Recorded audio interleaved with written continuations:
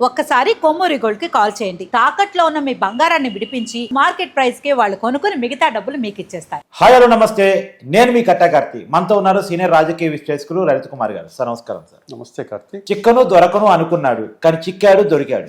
AP మద్యం scam లో జగన్మోహన్ రెడ్డి కీలక సూత్రధారి అని చెప్పేసి రాజు కసిరెడ్డి మరియు సజ్జల సీతారెడ్డి చెప్పినట్టుగా సిట్ రిమాండ్ రిపోర్ట్లో పేర్కొనడం జరిగింది. అంటే సిట్ ధృవీకరించడం జరిగింది. మొత్తం మద్యం కుంభకోణానికి జగన్మోహన్ రెడ్డి కీలక సూత్రధారి అని చెప్పేసి పార్టీకి పండి వచ్చేలా, ప్రభుత్వానికి ఆదాయం వచ్చేలా మద్యం పాలసీని రూపొందించమని ఆయన చెప్తేనే మేము రూపొందించామని చెప్పేసి చాలా క్లియర్గా వాళ్ళిద్దరూ చెప్పినట్టు కూడా స్టేట్మెంట్స్ రికార్డ్ అయ్యి ఉన్నాయి. ఎలా చూడాలి అంటే కార్తీక్, ఇక్కడ జగన్మోహన్ రెడ్డి డబ్బు కోసమే రాజకీయ పార్టీ పెట్టినట్లుగా కనపడుతుంది.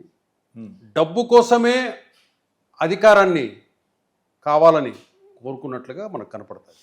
ఇక్కడ మనకు మొన్న ఎలక్షన్స్లో కూటమి ప్రభుత్వం వచ్చిన తర్వాత ఏ అంశం తీసుకున్నా కూడా జగన్మోహన్ రెడ్డి పాలనకు సంబంధించి, నిర్ణయాలకు సంబంధించి ఏది జరిగినా కూడా అన్ని డబ్బుతోనే ముడిపడినాయి. అవును, ప్రతిదీ డబ్బే.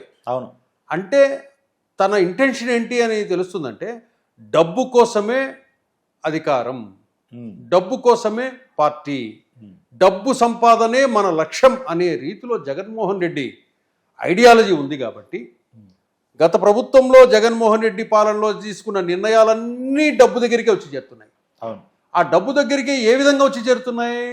స్కాముల రూపంలోనే ప్రజల డబ్బును డైవర్ట్ చేసి దాన్ని కొంత నగదుగాను, కొంత ఇన్వెస్ట్మెంట్ గాను, లేకపోతే కొంతమంది పార్ట్నర్స్గా గాను ఇంత వ్యవహారం నడిపించారు.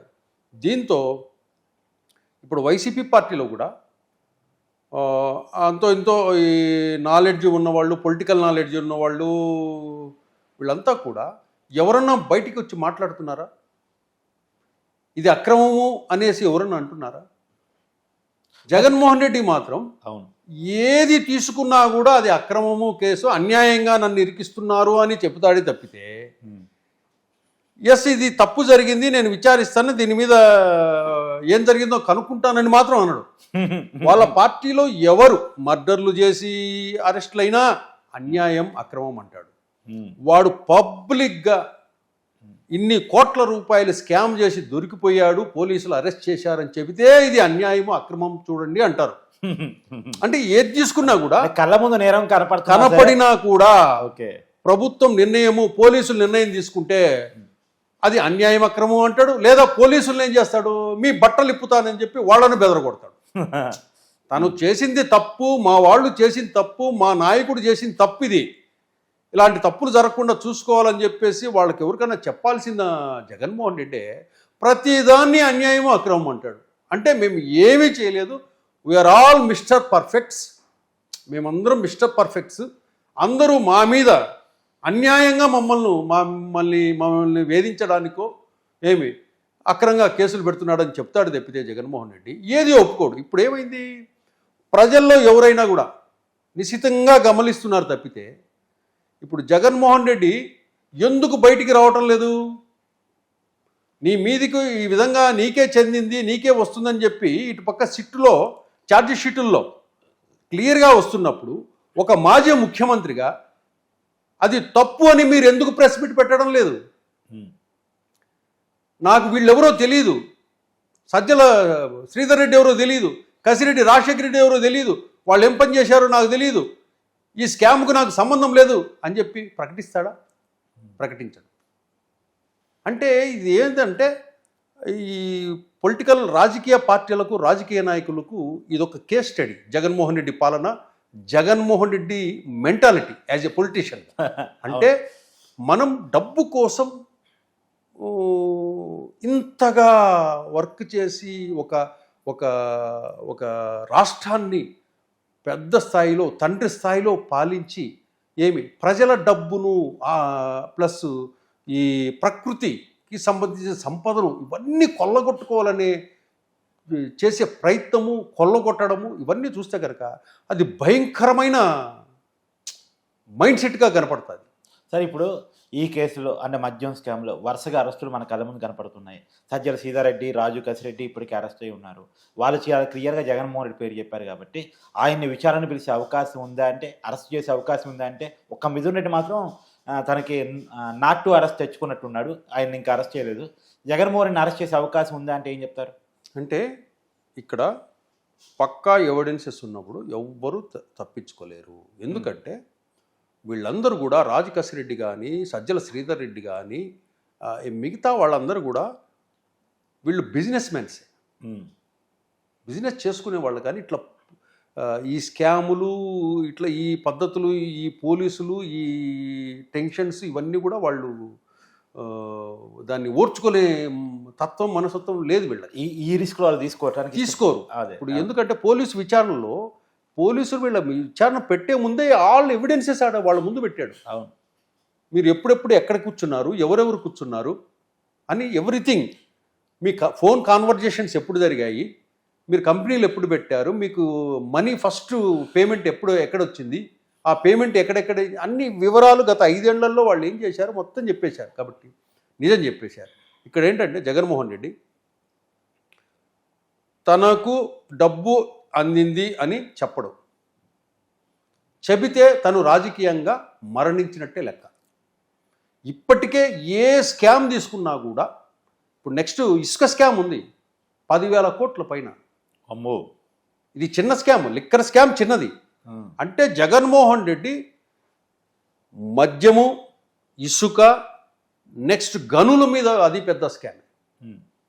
దీని మీద అంటే డబ్బు వచ్చే ప్రతి చోట కొన్ని టీములను పెట్టి ఆ డబ్బును మొత్తం కలెక్ట్ చేసేసి తన వరకు ఎలా రావాలి సార్ కాదు అనేది తెప్పించేశాడు. జగన్మోహన్ రెడ్డికి ఎంత డబ్బు కావాలి సార్? ఇప్పుడు ఎక్కడ చూసినా ప్యాలెస్లు ఉన్నాయి. తాడేపల్లి ప్యాలెస్ ఉంది, హైదరాబాద్లో లోటస్ పాండ్ ఉంది, బెంగళూరులో ప్యాలెస్ ఉంది, భూములు ఉన్నాయి, కంపెనీలు ఉన్నాయి, తర్వాత లండన్లో కూడా కంపెనీలు ఉన్నాయి అని అంటారు. ఇప్పుడు భారతీయ సిమెంట్స్ ఉంది, సాక్షి మీడియా ఉంది. ఎన్ని ఆస్తులు కావాలి ఒక మనిషికి? అది కొంతమంది మనస్తత్వము.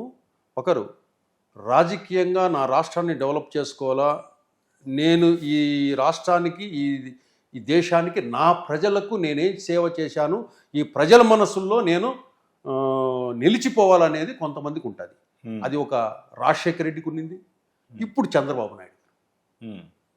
రాజశేఖర రెడ్డి కూడా ప్రజల్లో నాకు చిరస్థానం ఉండాలి, ప్రజల ఆరోగ్యం, ఇప్పుడు ఆరోగ్యశ్రీ తీసుకోండి, ప్లస్ రైతులకు సంబంధించిన పథకాలు తీసుకోనివ్వండి, రుణమాఫీ, ఇవన్నీ ఏది చూసినా కూడా రాజశేఖర రెడ్డి ఏం చేశాడు? ఈ రోజుకి రాజశేఖర రెడ్డికి గుండెల్లో, ప్రజల గుండెల్లో కొంతమంది అభిమానం ఉందంటే, అభిమానంగా సార్ జగన్ గెలిపించింది ఉందంటే, ఇప్పుడు రాజశేఖర రెడ్డి ఒకడు.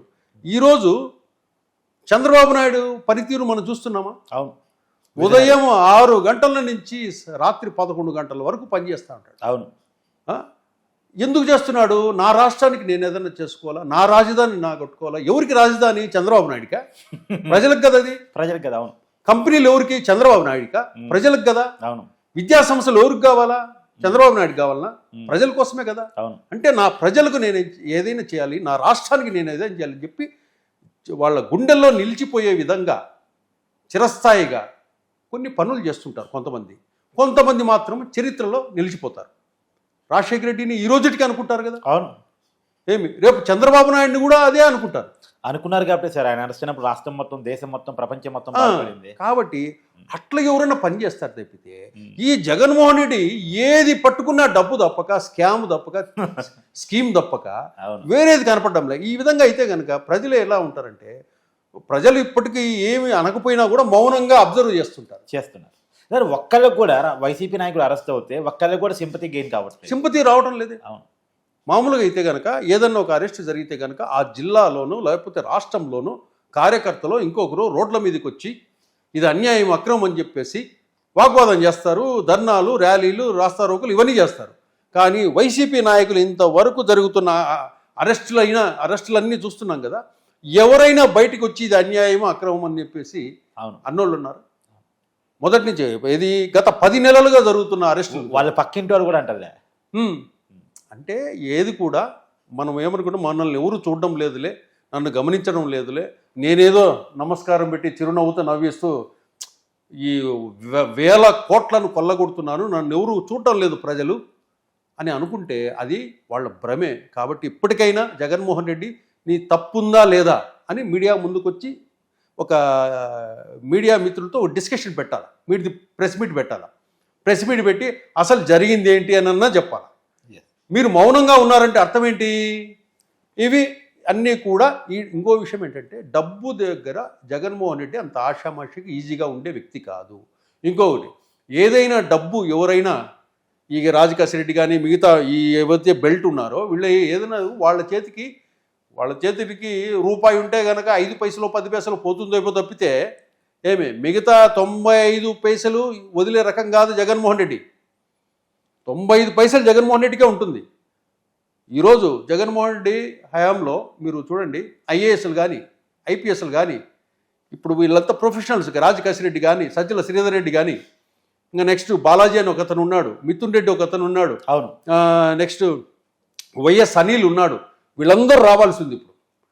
ఇప్పుడు వీళ్ళు తప్పు చేయకపోతే కోర్టుకి ఎందుకు వెళ్తున్నారు మీరు? అవును, ఏది బెయిల్, ముందస్తు బెయిల్కి ఎందుకు పోతున్నారు? అవును, అరెస్ట్ కాకుండా మీరు తప్పు చేయకపోతే డైరెక్ట్గా పోలీసు విచారణకు వచ్చి హాజరు కావచ్చు కదా.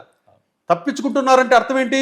తప్పు చేశారని అర్థం. ఇప్పటికైనా జగన్మోహన్ రెడ్డి మీడియా ముందుకొచ్చి జరిగిన విషయాలు ఏంటి అనేది క్లియర్గా చెబితే అతను సేఫ్. లేదు మీరు ఇట్లాగే తప్పించుకుంటాము, రేపు చంద్రబాబు నాయుడు మొన్న ఒక మాట అన్నాడు, నన్ను కేసులో ఇరికించడానికి సాక్ష్యాలను వెతుకుతున్నారు అన్నాడు.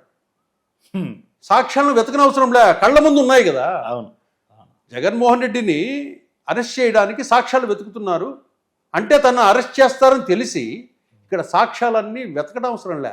ఆల్రెడీ రాజకేశ్వర రెడ్డి రూపంలో ఉన్నాడు, సజ్జల శ్రీధర్ రెడ్డి రూపంలో ఉన్నాడు, రేపు మిథున్ రెడ్డి రూపంలో వస్తాడు, రేపు బాలాజీ రూపంలో వస్తాడు, రేపు వైఎస్ అనిల్ రూపంలో వస్తాడు. కాబట్టి జగన్మోహన్ రెడ్డి తప్పించుకునే మార్గం లేదు.